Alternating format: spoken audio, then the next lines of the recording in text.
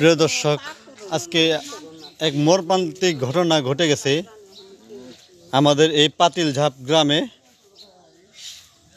কে বা কারা দুর্বৃত্তরা এই গাড়িটির ভিতরে আগুন লাগিয়ে দিয়েছে, এই ব্যাপারে প্রত্যক্ষদর্শী আছে,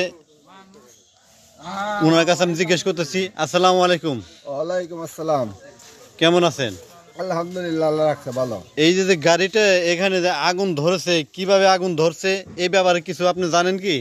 এইটা সঠিক আমরা বলতে পারবো না, কিন্তু রাত 12:30টার দিক দিয়ে হঠাৎ করে আমাদের বিল্ডিং থেকে জানলাতে দেখি গাড়িতে ধাউ ধাউ করে আগুন জ্বলতেছে।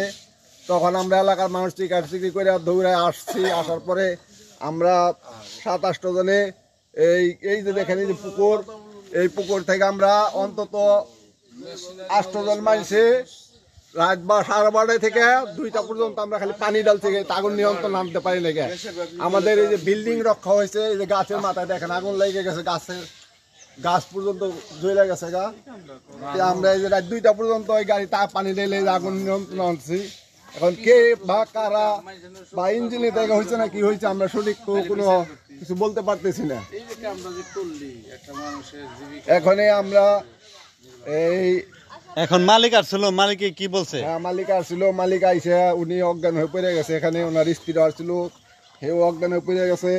ওনার একটা সম্পদ কিস্তি মিস্তি উঠায় গাড়িটা করছে।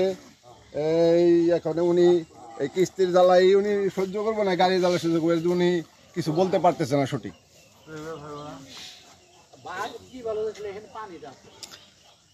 দর্শক, আসলে এই ধরনের একটা মর্মান্তিক ঘটনা আমাদের এই এলাকায় দোহান্নগঞ্জের পাতিলঝাপ গ্রামে এই ঘটনাটা ঘটেছে আজ রাত 1টার দিকে, 8ই নভেম্বর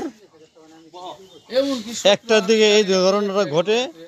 এলাকাবাসী যারা আসছিল তারা পানি দিয়ে এই নিজেরাই এই যে পুকুরটা দেখতে পাচ্ছেন, এই পুকুরটা, এখান থেকে তারা পানি সংগ্রহ করে এই আগুন নিবারণের চেষ্টা করে। শেষ পর্যন্ত এই দেখেন এই যে পানি এখানে রেজিস্টার রয়েছে, এখনো গাড়ির কিছুই নেই। এই সামনের অংশটা দেখছেন পুরোটাই একদম পুরো সারখার হয়ে গেছে। আর শুধু এই যে সিটগুলো আছে, হয়তো ওগুলো একটু ভালো থাকতে পারে, ওদিকের ভিতরে আগুন এত দূর পর্যন্ত যায়নি। যাওয়ার আগেই পানি দিয়ে এই নিভিয়ে দেওয়া হয়েছে। এই গাড়িটির মালিকের নাম কি? কামাল, শেখ কামাল। হ্যাঁ, শেখ কামাল। আচ্ছা, এখানে দেখা যায় আরো প্রত্যক্ষদর্শী আছে সাইদুর রহমান। আসসালামু আলাইকুম ভাই।